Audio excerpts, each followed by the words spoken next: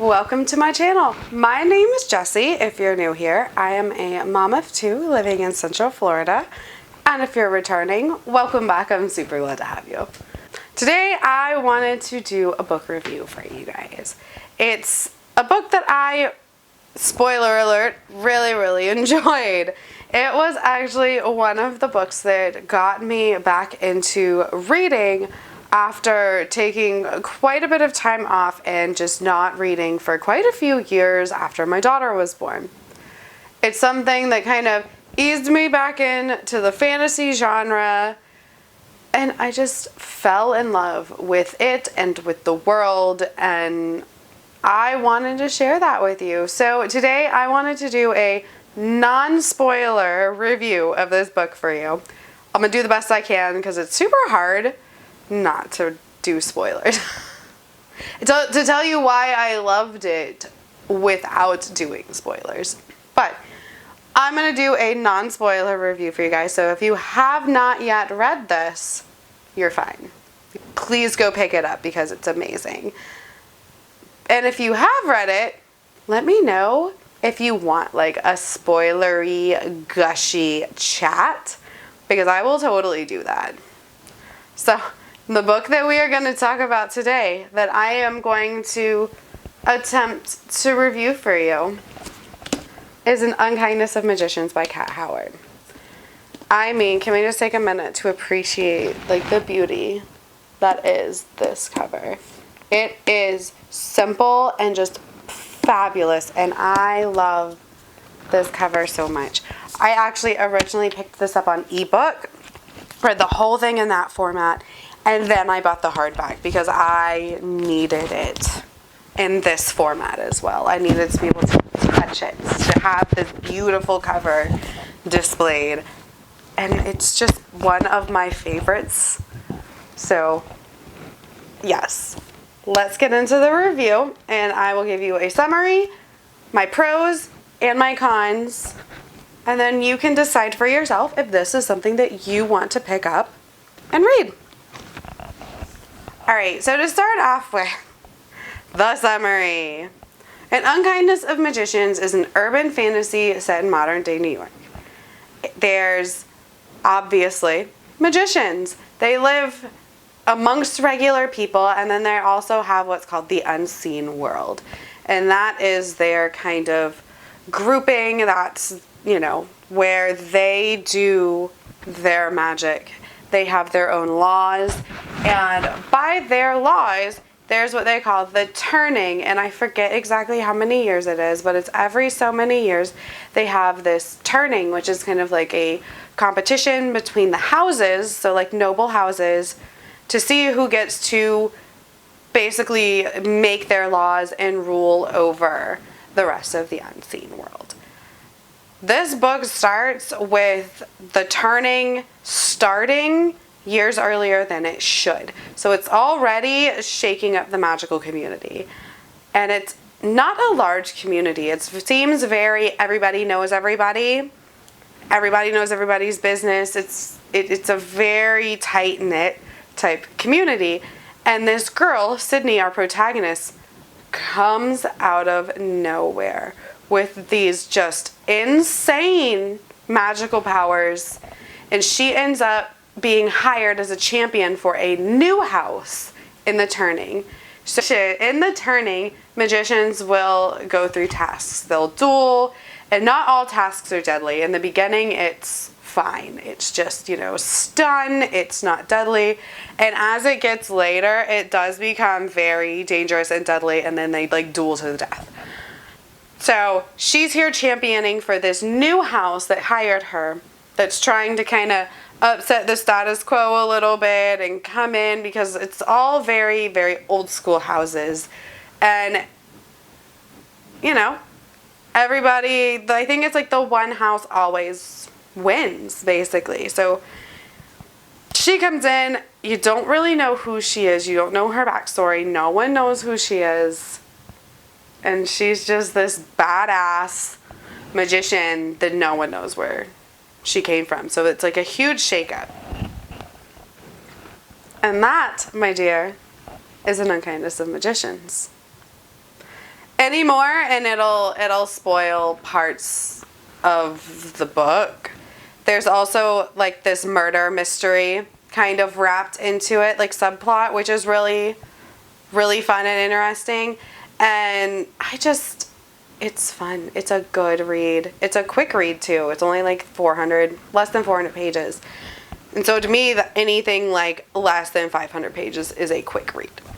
So let's get into the pros of An Unkindness of Magicians. So the first pro is that it really demonstrates the cost of magic. And what I mean by that is you can't just get, you have to also give. And I love that about magic. Like, what is that in Once Upon a Time? Does anybody watch Once Upon a Time? All magic comes with a price, dearie. That is like one of my favorite quotes from that show. Like, I never watched the later seasons, but all magic comes with a price. And you must give in order to receive. And in this world, a lot of the magicians are pretty shady, and they are more about receiving than actually giving. And that's a huge, huge part of the story, is the cost of magic and what it takes to perform magic and what people will do to not pay that price but still be able to perform magic. My second pro for this book is that I cared about every single side character. And that's just, in a larger cast of characters, that is super important to me. Like, I felt like every side character had a purpose. They weren't just there to be there for filler. They had a reason, they had a purpose, and they made me care about them. And I think that's really like a testament to Kat Howard's writing, is she made me care about characters so quickly and that aren't main characters. And I just wanted to know them. I felt like I knew them. I felt like they were friends. And I really love that. I love being able to get lost in these worlds and feel like these are real people that I would know and that I would care about. My third pro to An Unkindness of Magicians is that there is no large love story. There's a very small subplot of romance, but it is so small that it doesn't really affect the plot in an extreme way. Like, it is important, and I love it, and it's such a cute romance, and I enjoy a good romance, but I don't like when the romance is the central focus of the plot and the only thing pushing the plot forward. It never turns into tropey, I must do this because I love him. Like, there is no real, like, love. There is some fling, there's some dating, there's some lust, there's some fun, there's some hookup, there's some feels, but there is not insta-love. There's not this overarching, oh my God, I love him or I love her, I must do the thing. I mean, it's just not there. But the bit of love story we do get, I ate up. It was very realistic to me, and I really enjoyed it, because our protagonist is like, I'm not interested in love. Like, I have all these other things that I need to do, and love is not on the top of my list. Like, a relationship and a boy, they are not on the top of my list. And she's an adult. Like, all of these are adults, so this is not like YA. This is adult fantasy. She's an adult. She's in her 20s, and all the characters are older, which I appreciate. As somebody who's actually 30 myself, I appreciate older characters. My final pro that I want to talk about is the twist at the end. I love a good twist, and there's quite a few twists in this book, and we'll talk about one of the other not final twists. But the final twist punched me right in my gut. I didn't see it coming, and I loved it. Like, I loved to hate it. I hated that I loved it.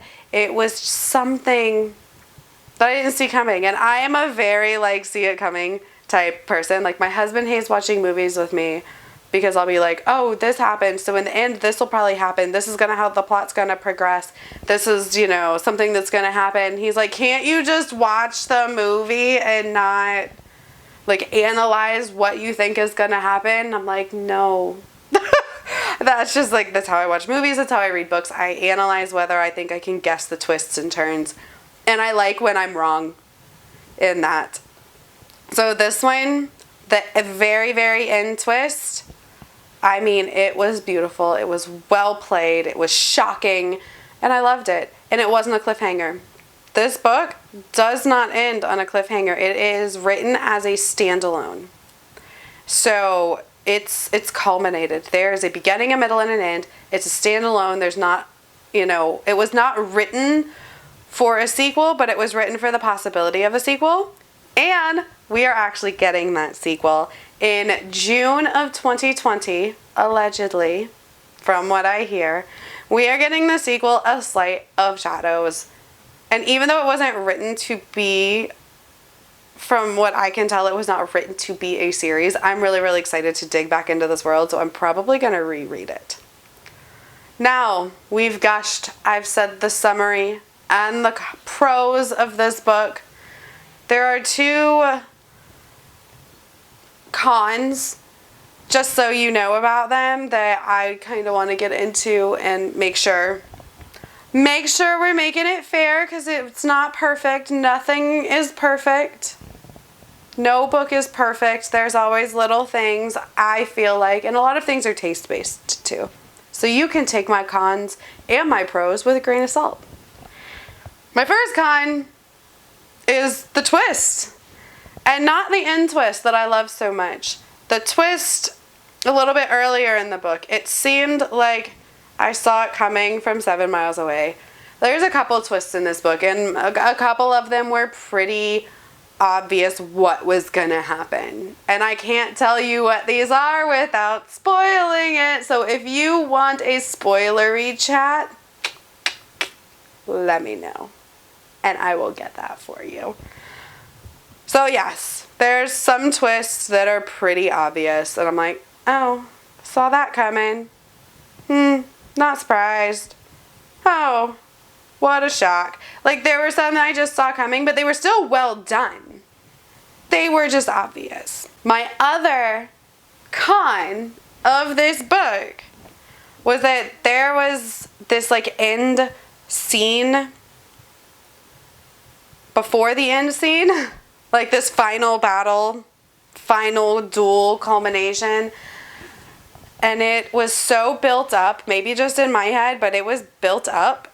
And then it was just like, boop, anticlimactic. Like, I expected more from this one particular end, like, big bad battle type duel scene.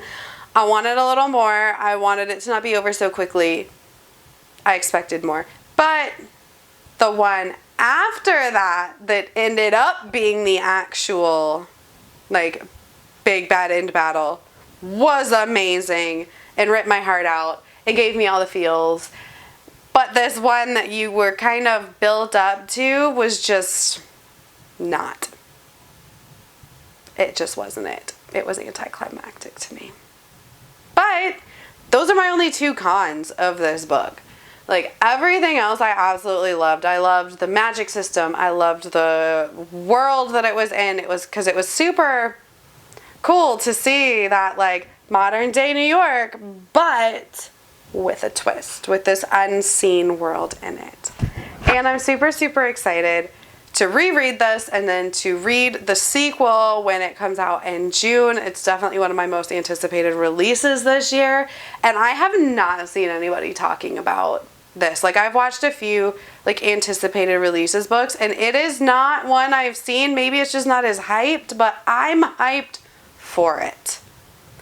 So thank you for coming to my TED Talk. If you liked this, let me know. Like, subscribe. I film videos every Monday and Friday, and I would love to hear what you think of An Unkindness of Magicians in the comments below. Bye, guys.